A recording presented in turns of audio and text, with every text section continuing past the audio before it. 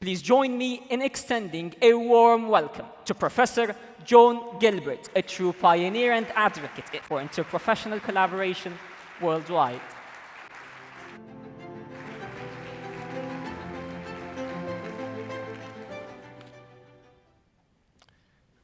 Assalamu alaikum. It's my great pleasure to welcome Your Highness, Your Excellencies, distinguished guests, colleagues, and friends. It is indeed my privilege and great pleasure to speak on the ancient lands of Qatar. I know that the journey to this day has been long and at times most frustrating for everybody who was responsible for organizing this amazing meeting. I know that we're all grateful to Qatar University for its unwavering support over a long period of time for the success of this conference. Thanks to that support and the amazing work of all of those committees that gave their time and diligence to bring this conference to fruition, we're here today. Personally, I would like to thank all of you who did that work, but especially I know that we owe unending thanks to our Allah for her tireless attention to the 1,100 details that I know she has brought through wonderfully. Her generous, patient, and hugely good-natured attention certainly captured my heart, and I'm sure it has captured yours. We would not be here without her generosity of spirit and her organizational skills, leadership, and friendship. Shukran.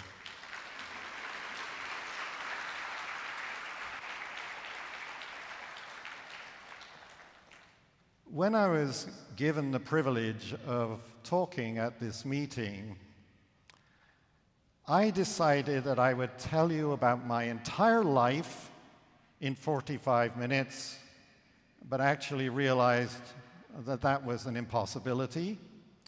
But I apologize because I did write most of it in the piece that's in the program. However, it is the privilege of the aged to change their minds, and so I hope that you will bear with me as today I talk about an issue that has been in the forefront of my attention my entire academic life of 60 years. And that is the innumerable times when I have had to contemplate policy.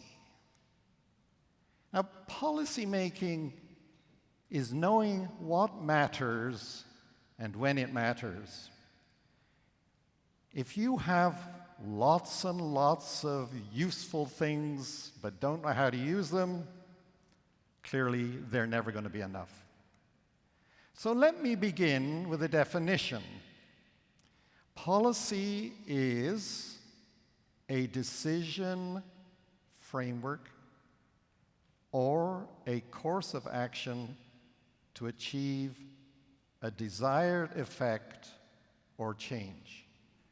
Policy is a decision-making framework or a course of action to achieve a desired effect or change. Now, I hope that maybe you can inscribe that on your left cortex and hold it there for the entirety of my talk. My dear friends in this audience know that I believe that history did not begin yesterday. So I'd like to begin with Altogether Better Health 1997, which I was present at, which was held in the church house next to Westminster Abbey in London. Church House, as shown in this photograph, is a very collegial place, and I think there were maybe 200 of us at that particular conference that had been organized by Hugh Barr and Dr. Petroni, and I think Dr. John Holder, who was the initiator of the Center for the Advancement of Interprofessional Education in London. There was an interesting report written at the end of that meeting, which I am going to spell out for you because we're going to talk a little more about the ideas. Drawing upon experience in Europe and North America, the purpose of the conference was to explore ways in which to improve collaboration in education and practice. Sound familiar? Have you been reading it in the program? Collaboration in education and practice. And there were two propositions made which were debated by the late Dr. Bud Baldwin, a true mentor in interprofessional education, and Dr. Maddie Schmidt, Professor Emerita of Nursing now at the University of Rochester. This was the first proposition. Interprofessional education promotes collaboration. Sound familiar? Have you seen it in the program? I'll bet you have. Promotes collaboration. We had a very interesting debate on this proposition. And the second proposition, which was debated by Dr. Maddie Schmidt, was collaboration improves the quality of care. Sound familiar? Have you seen it in the program? I'll bet you have. So these two propositions are historically very interesting, because prior to this meeting, there was no definition of interprofessional education for collaborative, person-centered practice and care. And these two propositions, if you reflect on them, really formed the basis of what became the definition of interprofessional education. When two or more professionals or students learn with, from, and about each other for the purposes of collaboration to improve the quality of care and services. Think about it. If you look at the program, you will see these two propositions played out in many different ways, because history did not begin yesterday. When it was finally decided that it would be safe to hold this meeting in Qatar, my heart sang. And when I read the descriptions that were being proposed, I think there was a choir inside my head. So, cultivating a collaborative culture, sharing pearls of wisdom. The theme encapsulates the evolving landscape of healthcare, emphasizing the pivotal role of collaboration, visionary leadership, and transformative change in shaping the future of health education and practice. Sounds to me like the synopsis of the 1997 Altogether Better Health. I think that's amazing, positively amazing. Now, the problem with those propositions was that they formed the basis of what would ultimately become many policy decisions. And those policy decisions are with us today. When we look at the agenda universe, all of those things about which we need to make policies, you can see in the penumbra of this figure the systemic agenda, the big agenda, the kinds of things we want to do in order to change the system. And within that, we have the institutional agenda. Now, groups like us who are wanting to change the system and produce systemic change are always pushing on institutional agendas. Because what do we hear? Oh, what is this interprofessional education? We can't do it. There's no time in the syllabus. We don't have any clinical placements. And oh, what were we going to do about accreditation? So getting our voice into the institutional agenda has always been and remains a huge push issue. But once we get into the institutional agenda, as I have experienced on many occasions, the next big push is the decision agenda. How do we get the presidents of our universities, the chief executive officers of our healthcare systems, to understand that the systemic change that we would like to see made must be on the decision agenda of the organization. The chief executive officer, the president, the vice presidents, the vice executive officers have to have this on their agenda. Interprofessional collaborative practice is a way of thinking and a way of being. And it cannot be accomplished if we are not on that decision agenda. So when I look back over the years that I've been involved in this amazing activity, what I realize is that since ATBH and those two propositions, scholars of interprofessional education and collaborative practice have been probing those propositions. If you think about them, you know, there really are probable propositions because what we knew was necessary, that was that in building a discipline, we had to be sure that it could understand intellectually, that it could be challenged experimentally, that it could be argued for politically, using many policy initiatives.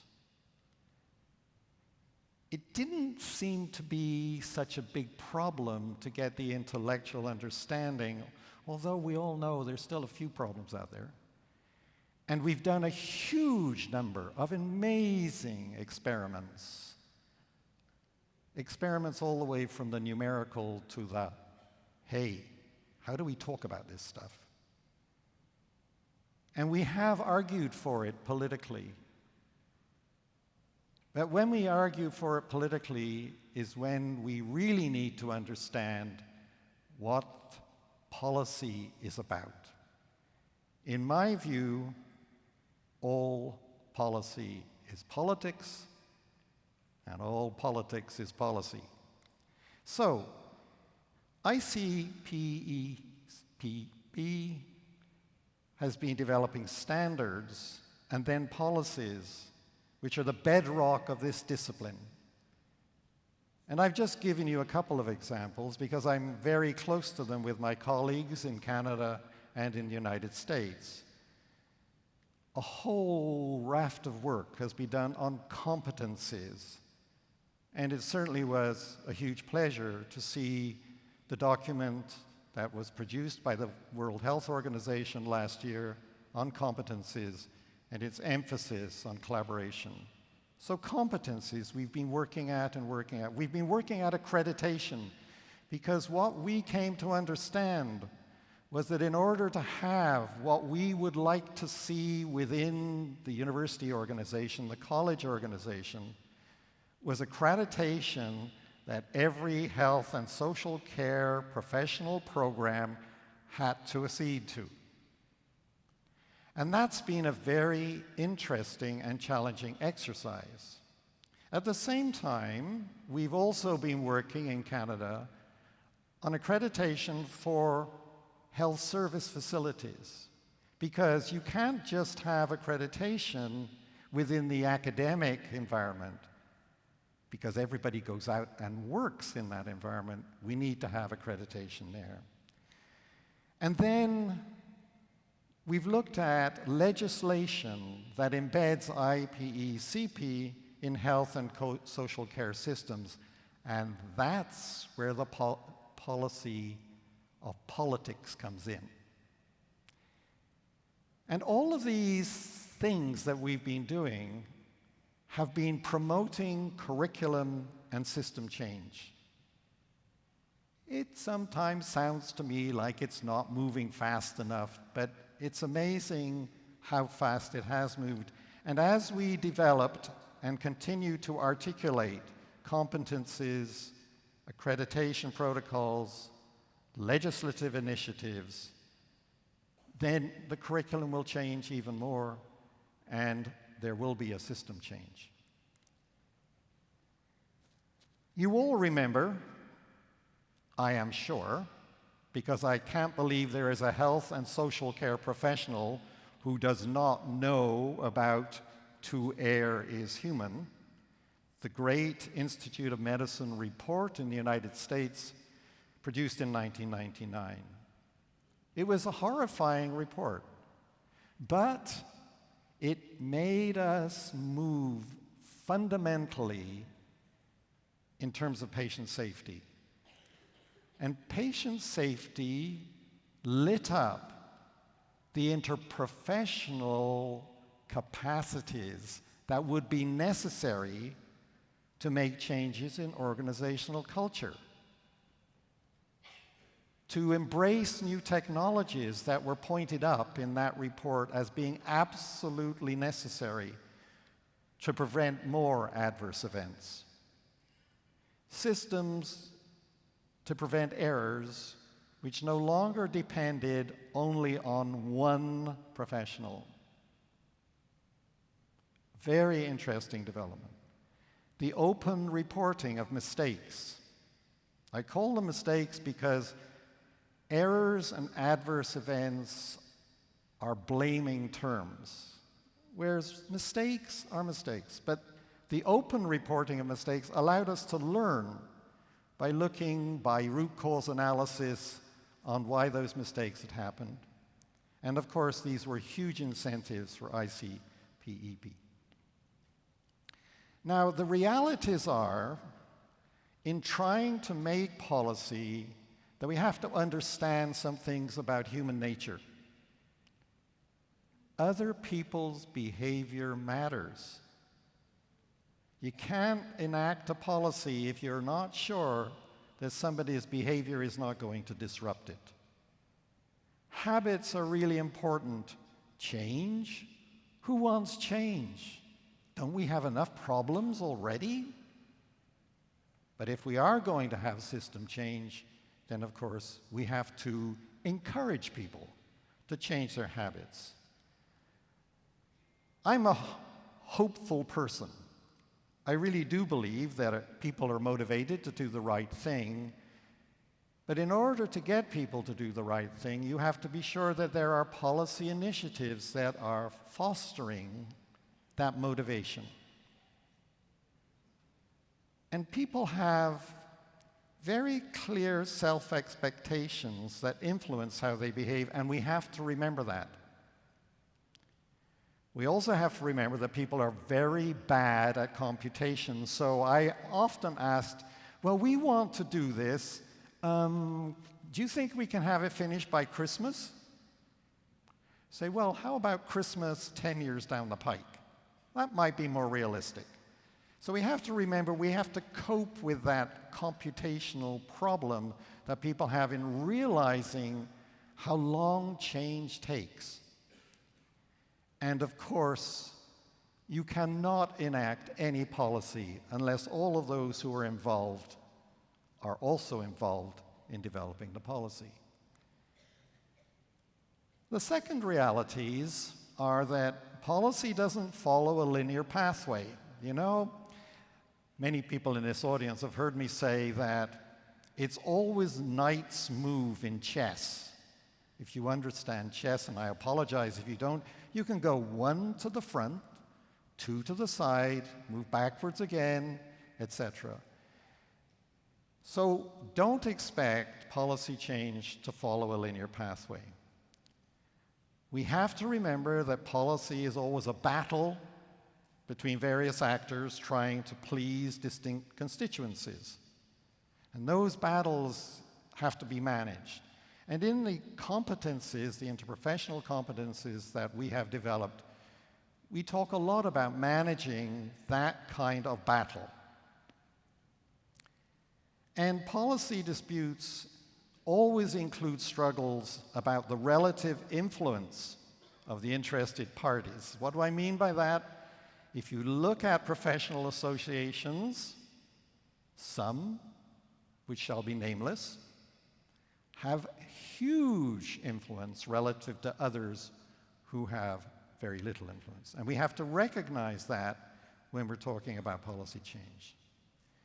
Also, what I have learned, and I think what you probably have learned, is that policies are maintained by policy monopolies. What do I mean by that? Professional associations. Huge monopolies. And trying to change policies within professional associations, if you're not a member of that professional association, can be quite trying. Policy monopolies, of course, also include a very diverse set of actors. So if you look at a professional association, you say, they're all X's. They're not. Every one of the professional associations has a set of actors who have their own interests in whether policy can be changed. And sometimes, when you're discussing policy and conflict arises, you can see only a tiny incremental change. But one tiny incremental change is one good thing, in my opinion, whatever the conflict has been. So we always expect that there will be these small changes as we move a policy initiative forward. And then, the last reality is that efforts at reforming launched from outside of a monopoly are really hard. I've tried with certain professions that shall remain nameless, and I know how difficult it is to get in to change a policy. Sometimes opportunities for policy reform line up with the development of an associated policy, something that's going forward which is kind of like it, and then you can kind of machine in what it is you're trying to make a policy for. Not entirely satisfactory, but it's one that we should remember. But ultimately, the key element of policy reform is to imagine a possible reconfiguration of a policy monopoly. It happens, I'm sure in your own experiences with professional associations, you've seen this, this kind of slow change as policy reconfigures a professional association. The example, think COVID.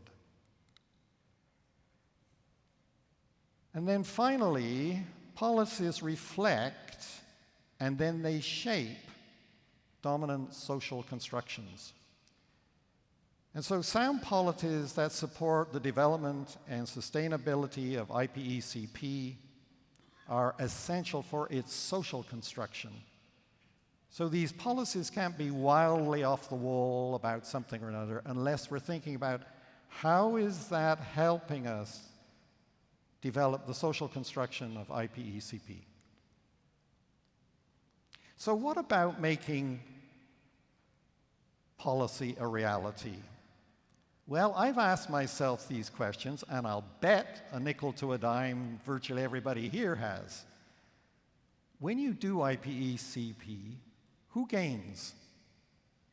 There's some interesting papers at this meeting that are kind of looking at that issue. Who pays for it? Our economic analysis of these kinds of issues is abysmal. I was asked about a month ago, could you tell me how much it costs to train a medical student?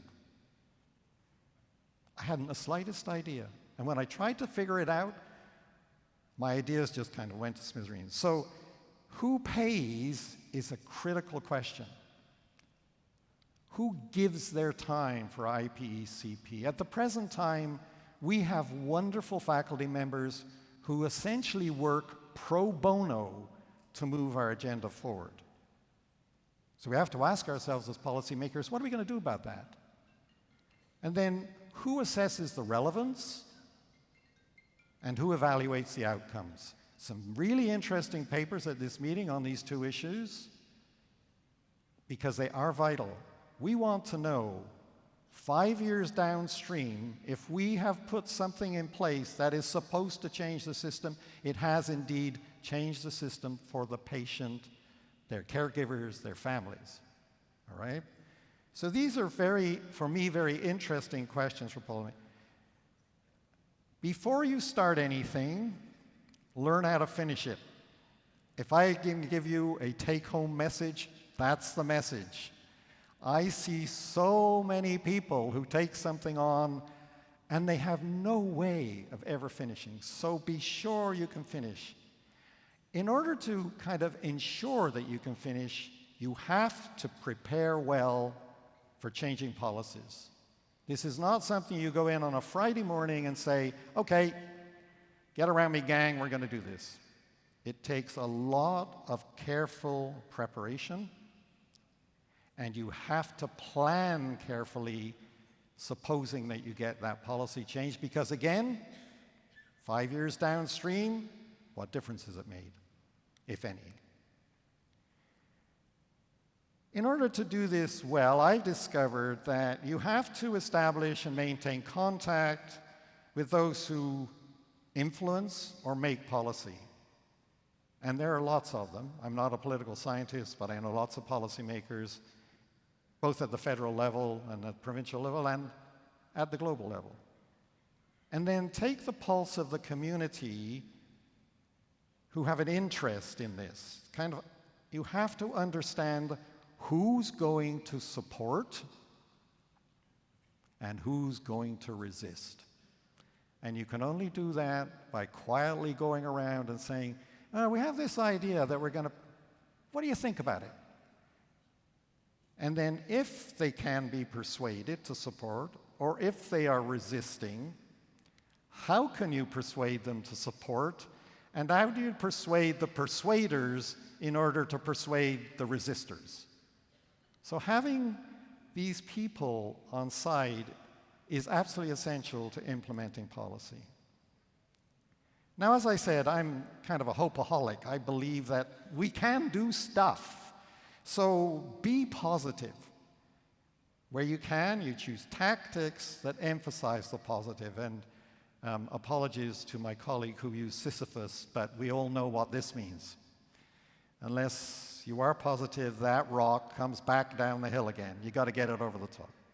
And then participation, whenever you can, involve as many people as possible in strategic planning for a new policy, whatever it takes. I was asked many years ago to survey my university with respect to new directions, and it was the most awful experience, but it was absolutely essential. We did it through focus groups and questionnaires and so on and so forth. But we involved, I think, 78% of the university faculty. I think we had almost as many students in that strategic plan, which then came out in my university as Trek 2000. So get the participation and be positive. On whatever day it is, however bad you feel, there are other people who maybe feel even worse. So be positive. So we're almost there, implementing. Articulate the issues around the policy clearly. Consult widely. Mediate amongst those who will and those who won't. It's a skill that took me a long time to develop, and I'm not so sure I'm great at it now, but I have a very good lawyer friend who helped me along the way. But mediation is critical in policymaking. And then be prepared to compromise. You can't get everything. I think my mother used to tell me that. My son, you can't get everything, so be prepared to compromise, and then finally agree. And in agreeing, say, we shall meet again to be sure that our agreement is holding.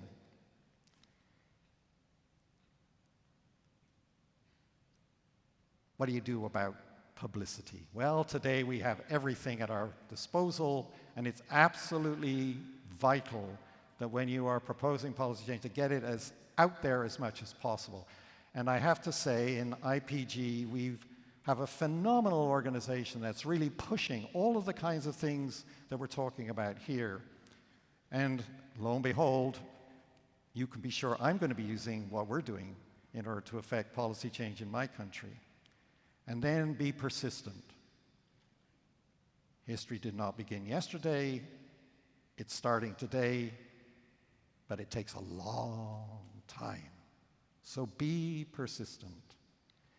And finally, I think what we've come to understand is that effectively implementing policies really requires community competence, which is based on principles of community development and the empowerment of people on the front line.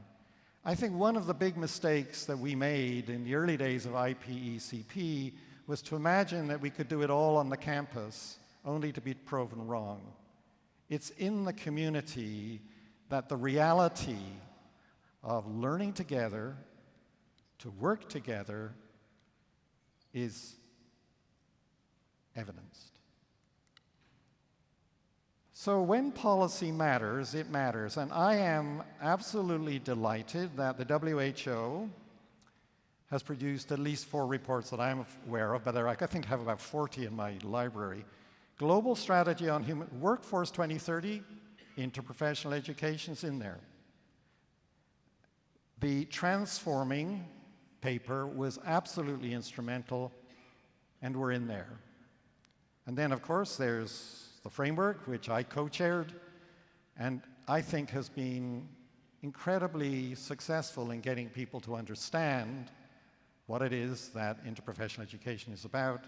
And then finally, the Global Competency Framework that was produced last year, which is so good about collaboration, thinking back to those 2 propositions.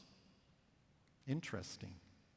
The greatest master of policy was Niccolo Machiavelli, and I recommend to you this little piece of writing of his.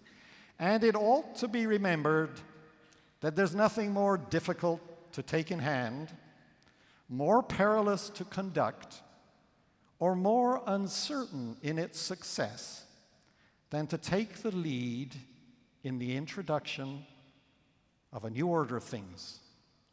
Because the innovator has for enemies all of those who've done well under the old system,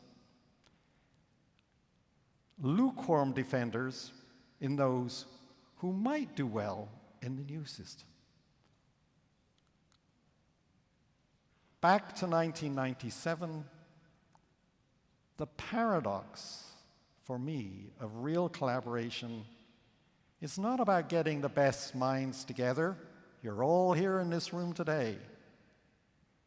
It's about creating a new mindset. Thank you for your attention, all my relations.